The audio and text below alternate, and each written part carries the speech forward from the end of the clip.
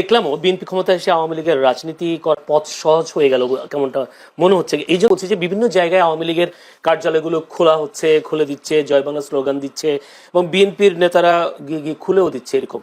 তাহলে কি বিএনপি ক্ষমতা আসার কারণে আওয়ামী লীগের রাজনীতি করার পথটা সহজ হয়ে গেল কিনা? খুব স্বাভাবিক, যেটি রাজাকে ভাই বলেছেন, সেই কারণে আওয়ামী লীগ খুশি। অন্তত রাজাকে ভাইয়ের এই পর্বের এই বক্তব্যে আমি সম্পূর্ণ একমত। সবাই খুশি, আমরা সবাই রাজা।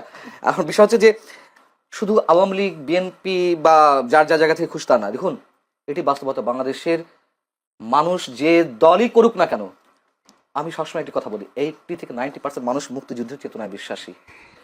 সেই মানুষগুলোও খুশি।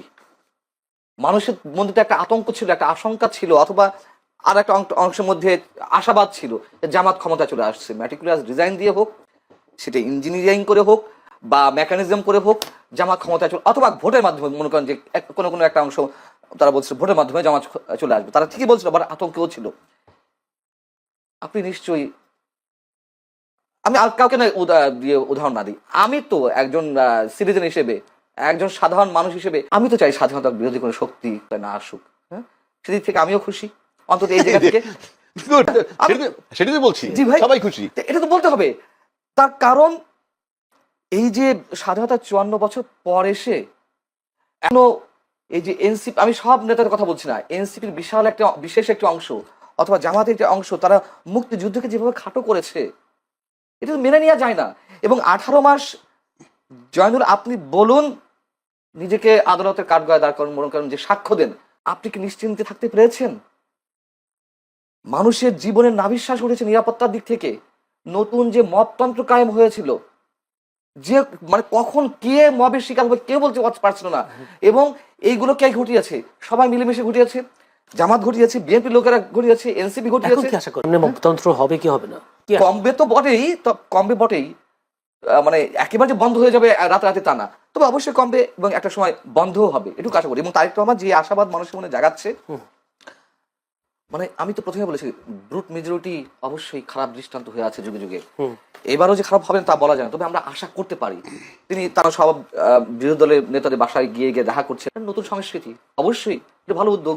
এবং আওয়ামী লীগের রাজনৈতিক কার্যালয় আপনি খোলার কথা বলেছেন, এটা তো আসার কথা। দেখুন, এটা তো বাস্তবতা। আওয়ামী লীগের নেতা কর্মীরা যারা অন্যায় করেছে, অপরাধ করেছে, চুরি করেছে, বাটপারি করেছে, গুম করেছে, খুন করেছে, তাদের সবার বিচার আমরা চাই। কিন্তু একটা ইনস্টিটিউশন কেন বন্ধ রাখতে হবে, যেটা রাজীব ভাই প্রথমে বলছিলেন? তো স্বাভাবিক আমরা চাই। এবং এই যে টকশোতে যারা আসেন, তাদের এই অংশটাকে বাদ দিন প্লিজ। ওই যে উত্তপ্ত কথাবার্তা বলে, মানে ঝগড়াঝাটি বাধায় দেয়, এবং ওই যে ইনফ্লুয়েন্সিয়াল কথাবার্তা বলে নেগেটিভলি, বাংলাদেশের রাজনীতি নষ্ট হওয়ার পিছনে এই একটা অংশ কিন্তু দায়ী। গণমাধ্যম যেমন দায়ী, এরাও দায়ী। চাই প্রতিদ্বন্দ্বিতা থাকুক, প্রতিহিংসা না থাকুক। আর একটা প্রশ্ন, সেটা হচ্ছে, আপনি নিজেই বলেছেন জামায়াত মুক্তিযুদ্ধ বিরোধী একটা শক্তি আসুক ক্ষমতা, এটা আপনিও চান না, দেশের মানুষও চায়নি। কিন্তু ভোটের দিক হিসাব করলে জামায়াতের বেশ উত্থান হয়েছে। সেই উত্থানটাকে আপনি কিভাবে দেখছেন? বা উত্থানকে আরো বাড়বে নাকি কমবে বিএনপির এই প্রশাসনিক তার দক্ষতার জন্য? কি মনে হয়? এটা একটা ভ্যালিড কোশ্চেন যে জামাত আরো এগিয়ে যাবে কিনা। আমার মনে হয় জামাত এটি সর্বশেষ সুযোগ ছিল আমার ধারণা মতে, মানে ফোরকাস্টিং এর জায়গাতেও 23 গুণ উত্থান হয়েছে। তার কারণ আছে। দেখুন, জামাত পরিবার ভিত্তিক রাজনীতি করেছে 18 বছর। সমাজ মানে কি বলে এটাকে, এই শব্দটা আমি মানে শব্দটা গ্রাম ভিত্তিক, হ্যাঁ ওটা তো আছেই।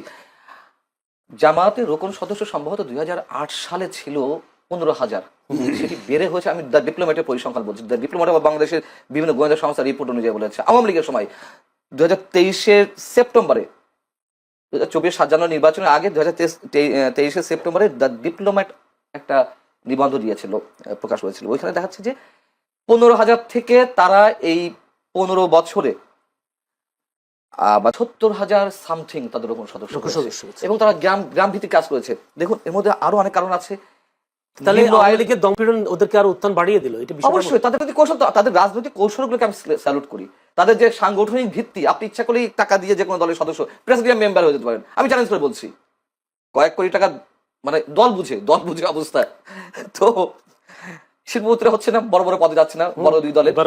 জামাতে এটি সম্ভব না। এবং এর আগেও বলেছি, জামাতের প্রত্যেকটা ছেলে বা মেয়ে যাই হোক, ছাত্র শিবির করার পর তাদের অর্থনৈতিক স্বাবলম্বী হওয়ার নিশ্চয়তা রয়েছে। তাদের ব্যাংকিং সেক্টর, তাদের অর্থনৈতিক যে সেক্টরগুলো অসাধারণ। যে দলে যেমন টাকার অভাব হয় না, চাঁদাবাজি করতে হয় না, ঠিক একইভাবে যারা শিবির করে আসে, ছাত্র সংগঠন করে আসে, তার চাকরি বাকরি হবে না। এদিক থেকে জামাতের রাজনৈতিক কৌশল অতুলনীয়, অভাবনীয়, অনেকটা কমিউনিস্ট পার্টি টাইপের, আগে যেমন কমিউনিস্ট পার্টি যে প্র্যাকটিসটা করতো। যাই হোক, কিন্তু এই যে ভোট বাড়লো, দেখুন আমার কিন্তু এই ভোটে অনেকেই বলছে যে 100% সহি শুদ্ধ তো আগের দিন থেকে ভোট মারা শুরু হয়েছে, সিল মারা শুরু হয়েছে, কিছু না কিছু ঘটেছে। টিআইবি যে রিপোর্ট দিয়েছে আজকে, সেখানেও বলছামূলক ভাবে গ্রহণযোগ্য, তা আমার বলেনি কিন্তু 100% বা 90% বা 95% বলেনি, কিছু ঘটেছে। এবং এটা সত্য কথা, গ্রাম পর্যায়ে এবং নিম্ন আয়ের মানুষ, আমি নিরক্ষর বা অশিক্ষিত বলবো না, নিম্ন আয়ের মানুষের মধ্যে এবং জামাতের জনপ্রিয়তা বেড়েছে।